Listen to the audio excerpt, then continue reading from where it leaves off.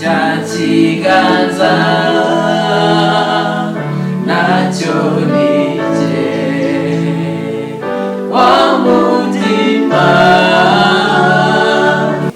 bashaka ubwiza n'icyubahiro bashakira gukora ibyiza badacoka.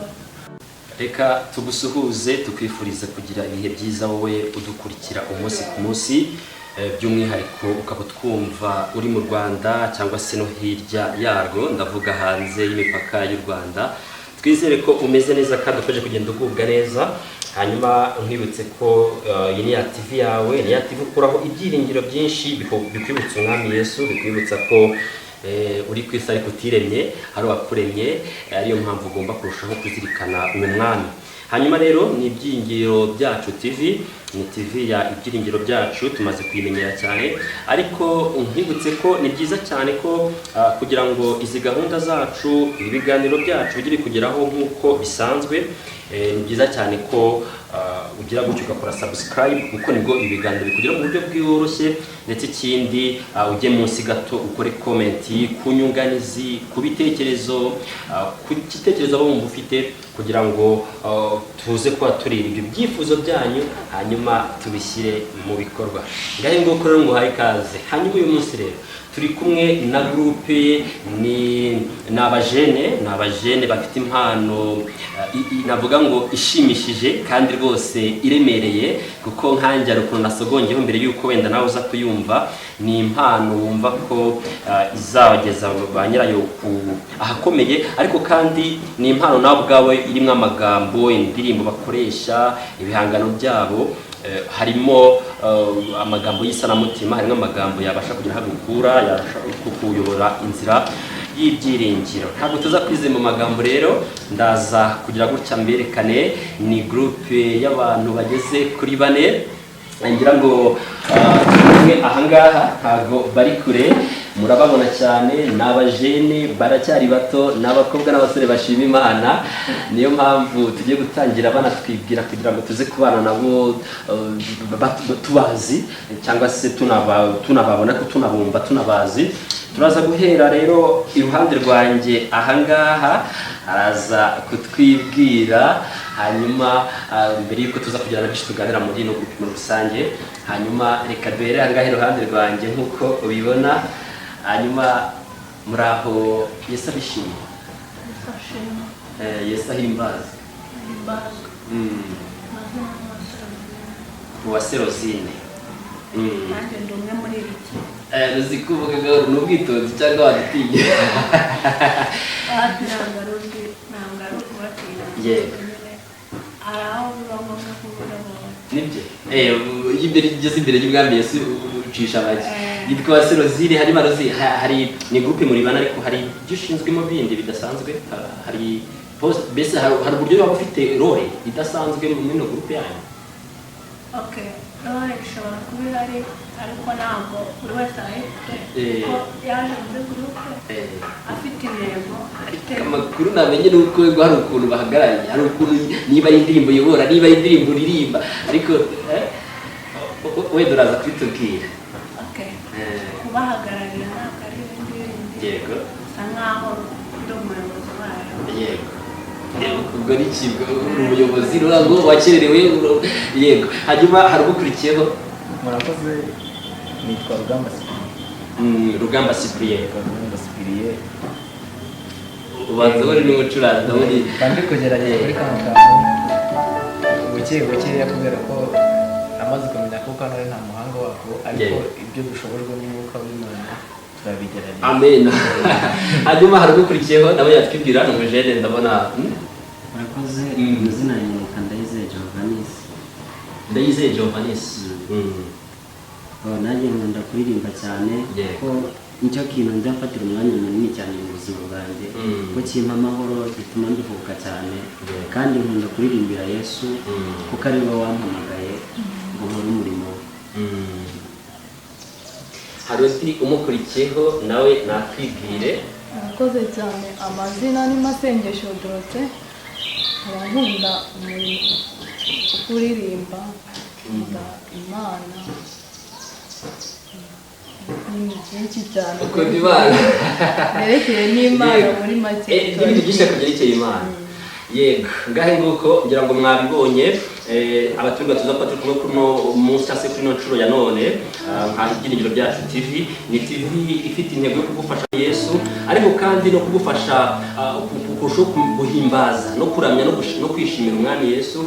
Niyo mpamvu rero ntabwo ari bishya kuri izi mpano dusanzwe tuzakira amaze kumva abatumirwa bacu dufite n'abatumirwa bane. Ni groupe igamije kuramya no guhimbaza Imana ariko kandi ni groupe wumva ko ifite intego yo gusakaza ubutumwa bwiza ahashoboka hose nk'uko ijambo ribivuga ngo mugende mubwirize cyangwa se mutange ubutumwa bwose uzabasha kumva azabumvira. Rero Imana yakoreye muri bo ntabwo tuza gutinda, bafite byinshi baza kutwimisha ku mpano zabo bafite haba izo kuririmba ariko ni nazo hanini ziyoboye izindi zose.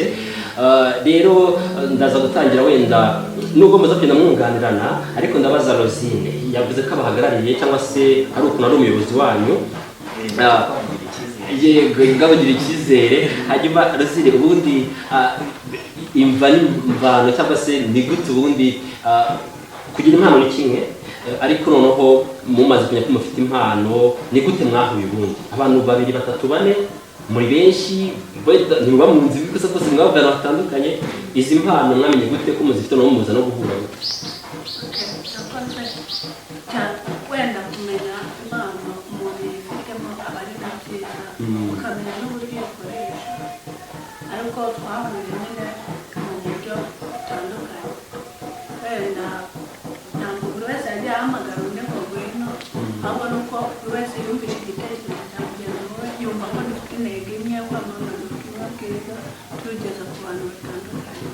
Yego hanyuma murahura mukora groupe iririmba byaroroshye kumenya ngo jewe Rosine ko ndirimba wenda afto cyangwa se soprano mundusha amajwi cyane kuko mubibamo rugamba byaroroshye kumenya ngo uyu muntu karimba gutya twajyana twahuza muri groupe kuko tuza ama groupe menshi abaho ariko ugasanga ari bidakunda umuntu afite impano ariko wenda ijwi kikaba ikibazo. Bwabigenze bute? Ntabwo ibintu byose bisaba ubwumvikane n'ibiganiro. Ntabwo nari guhita nirebamo ikintu mvuga ngo Dorote azi kuririmba ibi ngibi cyangwa intego imurimo niyi. Byasabye ko ugomba kuganira nawe mu gitekerezo afite ndetse tugenda duhuza nyine uwumva nyine uwo mutima umurimo n'icyo gitekerezo biba ngombwa ko ari iryo tsinda rikoresheje. Kumwunganira gatoya ikintu nakongeraho ubundi cyane cyane twagiye duhura tumenyana bitewe n'uko twagiye twese duhurira mu makorali atandukanye. Noneho ubushuti bwacu twagiranye ku cyacu giti byatumye duhura twumva twanakora n'akantu kitse no kuvuga ngo reka duhimbaze Imana ku cyacu giti nk'abantu twihurije hamwe turi bane. Kuko Rosine namubonye n'ubushobozi umugenzi wanjye nawe mubona nk'ubushobozi na mugenzi wanjye nawe mubona nk'ubushobozi bundi nanjye babumbona twese dusanga ibitekerezo dufite twabihuza tugakora umurimo kandi tukamamaza ubutumwa bwiza nk'uko Bibiliya bitubwira. Arakoze cyane Sipiriya. Reka mbaze Masengesho Masenge tumenyereye groupe cyangwa se tunamenyera abantu bari ku giti cyabo turabazi hano mu Rwanda no hanze yarwo. Tumenyereye abantu bose bajya gutya tukamenya akagira impano. Kuki impano yawe utagize gutya uyumvemo wumva arimba ku giti cyawe impano yawe isakara utanga ubutumwa kuki byagombye kuza guhura na bagenzi bawe kuki wumvise bacu muri groupe kurenze ko impano yawe wayisakaza kandi uri wenyine nk'uko tujya tubona kuri bamwe n'abandi? Okay, murakoze cyane.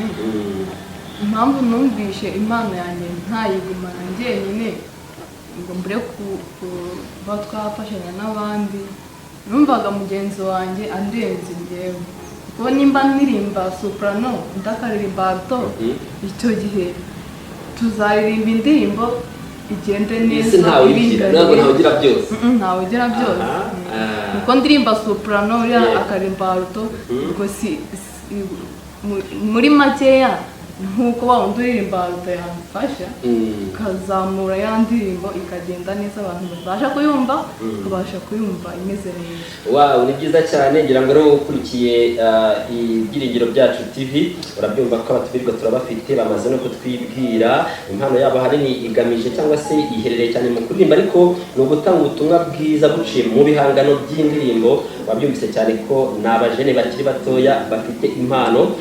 Turakoze rero kugenda tunaganira, ariko kandi nawe udukurikiye ni byiza cyane ko mu gihe hari igitekerezo n'inyunganizi waca muri komenti hanyuma ukagitwereka tukagira tukabasha kurebera cyane ko ibyo dukora tubihabwa namwe, ibyifuzo byanyu nibyo tushyira mbere. Hanyuma turacyagana na bano ba jene bacu rero, ariko rego ni no kudutaramira, nuko turushaho tuba tubamenya, ariko kandi n'indi impano yabo ikagera kure, kandi no kwigira abandi benshi ifasha yongera gusuzamo imbaraga bacitse intege by'umwihariko b'urubyiruko. Hanyuma turacyaganira ubundi turabaza Rosine kuko nibahagarare cyane, wenda n'abandi muramwunganira.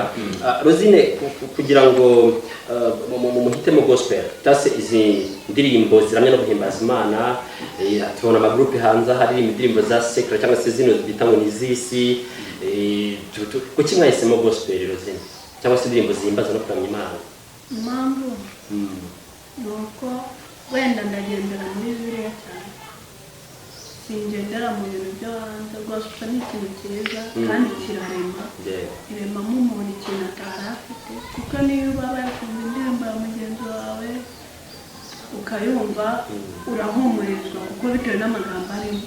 Kandi ijambo ry'Imana riravuga ati gushaka Uwiteka mu gushakana umwete ibyo by'igiciro cyane. Amen.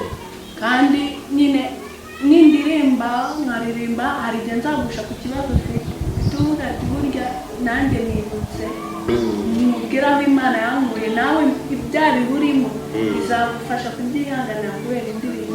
Ubwo rero iyo tudahitamo gospel, wenda izindi zirahari, izindi njyana, ariko hari ubwo bituzuzana. Ubwo gospel ni ikintu kirema kikarema umuntu kikamuhindura mu bihe ararimo bikomeye, bikamurushaho kumworohera nubwo bitarangira, ariko birakurema bikanaguha. Yego, urabyumva ko Rosine bivuze neza ati buriya ni byiza cyane ko nibyo dufite byose burya twikesha umwami cyangwa se uyu mwami dukorera.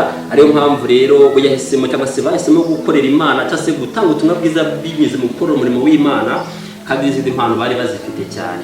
Hanyuma ntabwo tuza gutinda kugira ngo ibi tuvuga tunabashe kwemera neza koko babifite bitari amagambo, nuko tuza kubumva.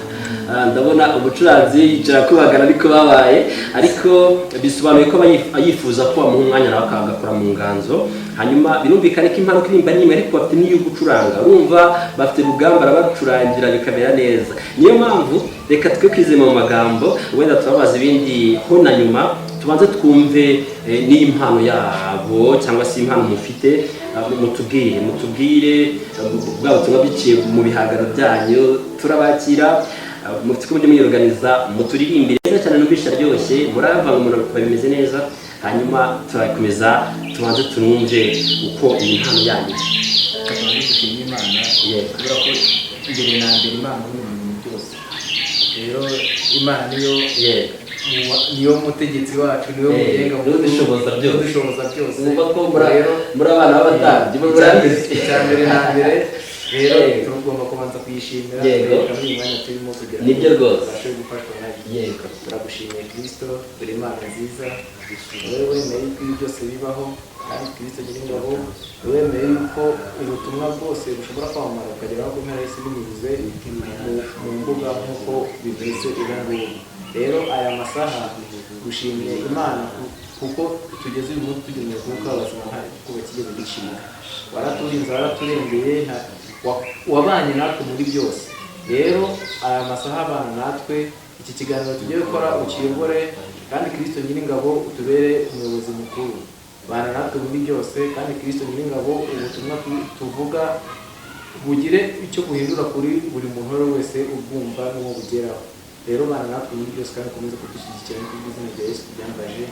Amen. Ayo maraso naya Yesu cya kiganza nige wa mutima w'imbabazi nyinshi nawuruwa Yesu Kristo. Hanyuma iyi ndirimbo yitwa iki? Iyi ni indirimbo ntabwo ari iyacu, ni iya Nshuti Bosco. Yego. Iya Nshuti Bosco ni indirimbo nziza cyane, turayikunda. Turirimba gake. Yego. Hanyuma mbonereho mwe mufite izanyu? Turabifite. Yego. Ariko ntabwo turakora. Ntabwo mbese murazifite ariko ntabwo zirasohoka. Mbese ubwo nta ndirimbo yanyu iregire isohoka ngo abantu bayumve. Yego, ni zingahe? Ni ebyiri. Kuko itsinda rigitangira vuba, ntabwo turakoranye. Muteganya kuzisohora ryari?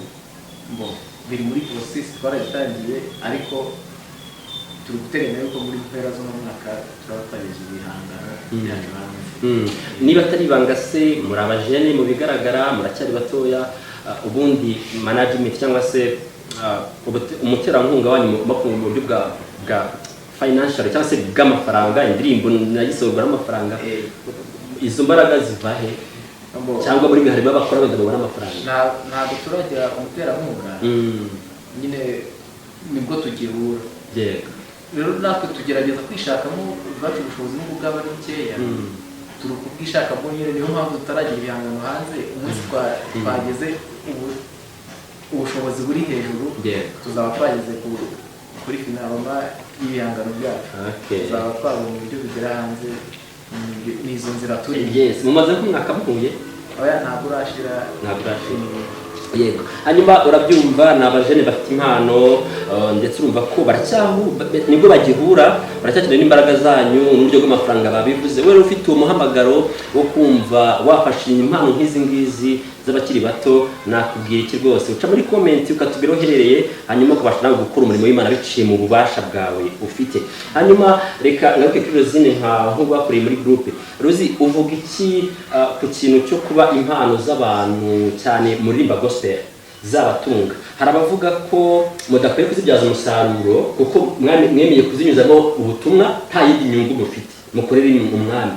Ariko baravuga bati birakwiye ko impano y'umuntu imutunga, birakwiye ko niba twumva Bruce Melody aririmba n'undi uririmba secret ikamutunga, birakwiye ko umuntu uririmba gospel iyo mpano imutunga. Mubivugaho iki nka groupe yanyu? Ubwo biragashe ko yantego wenda ese mugamije gutanga gahunda cyangwa murumva mwarabyazamo yes undi musaruro w'amafaranga nk'uko tujya tubibona uyu munsi?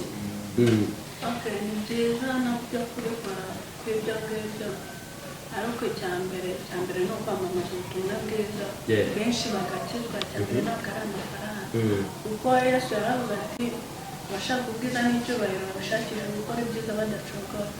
Ubwo rero nitugendera cyane gushaka amafaranga, yego nayo ni ngombwa, ariko tuzabanza ese tumenye ni bande bakijijwe, abaje ni bangahe, kuko ntabwo uzagenda uririmbira umuntu mwaka amafaranga adakijijwe, ntabwo byashoboka. Yego ni nabyo ayo mafaranga nayo tuyabona byaba byiza, kuko intego ni nyinshi twayakoresha, kuko nabyo biba bikwiye.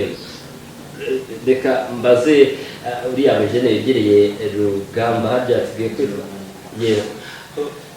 Wowe iyo birasubije ndabyumva, ariko bivuze ko ngo munateye n'imbere bakajyana umutumirwa babahaye ishimwe mwaryanga cyane no gutanga ubutumwa gusa? Ntabwo twabyanga, kubera ko umurimo w'Imana mu bihangano twasohora tubaye tudafite uwo musanzu bishobora kugeraho tugacika intege nk'umusanzu w'amafaranga twabuze. Ariko nuvuga ngo nabyo birakenewe kugira ngo bidufashe dutere imbere mu buryo bw'umwuka ndetse no mu buryo bw'umubiri. Yego. Hanyuma kugira ngo tujyane n'igihe, reka twongere tubasabe niyo mpano mufite muri izo ndimi zanyu ebyiri mufite, niba mutere nk'indi ndirimbo imwe mutunyurize ku mayange cyangwa se mutusogongeze twumve indirimbo yanyu. Sinzi niba ari ngombwa ko tuyumva mutarayisohora cyangwa iracyari ibanga, simbizi. murakoze bo ukuntu bimeze ntabwo twahita dutangaza gutya indirimbo ahubwo turayibika tuyigira ubwiru noneho tuzayitangaza mushonje mwishyuwe mbega abadukurikiye bashonje bayishije reka ahubwo turabaririmbira indirimbo yo mu gitabo indirimbo yo mu gitabo indirimbo ya 149 indirimbo ni nziza cyane burya niyo twanahuriwe cyane naratwubaka yes murabyumva cyane nyine ntabwo ari ngombwa ko abantu umugani banashyira ibintu byabo hanze indirimbo zabo barazifite zigize kuri ibyo basohora mu minsi iri imbere ariko kandi bifuje ko ari indirimbo yo mu gitabo nk'uko Rugamba nk'umucuruzi wabivuze reka rero batugire gutya barusheho kudushyira mu mavuta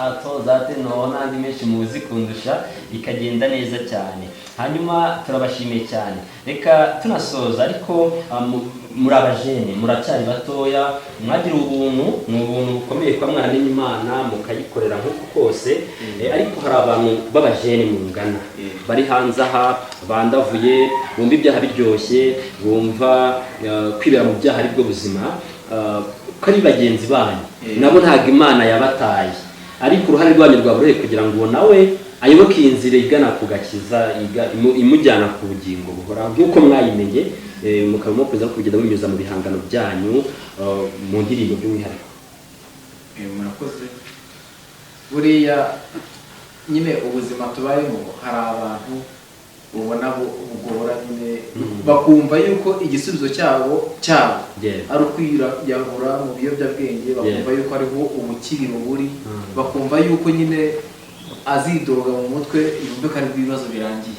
Ariko icyiza cyo gukorera Imana buriya iyo twaje ahangaha mu nzu y'Imana, ukaza hano mu nzu y'Imana ukagira nawe umurimo wishakamo wo gukorera Imana, byonyine biba bihagije.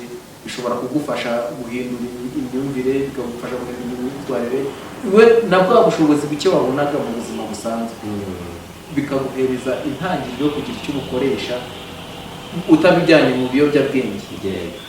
Aho ngaho rero niho hazagufasha mbega kwiyadabuta, bitume wiremera nawe icyizere, wumve yuko nawe hari icyo ushoboye utagiye mu biyobyabwenge. Nibyo, arakoze cyane Cyprien, ni umwe mu bagize ino groupe ubona nyine imbere yacu, ariko kandi akaba anafite umwihariko ko nyine anacuranga, birumvikana ko ni indi mpano yongeyeho. Ariko ikintu mu by'urubyiruko ni uko buriya nabana rero zinazi gucuranga, buriya na Giovannis azi gucuranga, yewe na Byukusenge arabizi cyane. Uko bisa kose ni impano z'abakiri batoya. Hanyuma tunagana ku musozo, we wadukurikiye cyangwa se udukurikira buri munsi, hari byinshi bashiye kuronkamo, ariko kandi intego yabo ni bwa butumwa bwiza, ariko harimo no kudufasha kwidagadura. Ndabeshya, harimo kuguhimbaza Imana, harimo kunezererwa Imana bice mu bihangano byabo. Urumva ko batangiye vuba, bakiri gukusanya, bamaze kugira ibihangano byabo bigeze kuri 2, ndetse bari gukora ibishoboka ngo bisohoke mu minsi mike iri imbere. Ntekereza ko rero tuzanyurwa nabyo. Icyo usabwa ni kimwe, cya kuri Ibyiringiro Byacu TV, niho ibi byose uzajya ugira gutya ubibone, ubikurikire umunsi ku wundi. Twe niko kazi kacu kugira ngo tugufashe gutuma ibi byose bikugeraho kandi ku gihe waba uri hose mu Rwanda ndetse no hanze y'u Rwanda. Hanyuma turi gusoza, ariko nk'uko turi abakozi b'Imana, sibyo? Turi abakozi b'Imana, rero tugomba kujya gutya tugatangirana n'Imana, tugatubira Imana, twanasoza tugatubira Imana. Harya kareshwa ninde wadushyize imbere y'Imana dutangira ni niwe. Reka rero tubifashwe ni gender, tugiye kwifashwa noneho. Yes, irabasegesho sister wacu, hanyuma adushyira imbere y'Imana.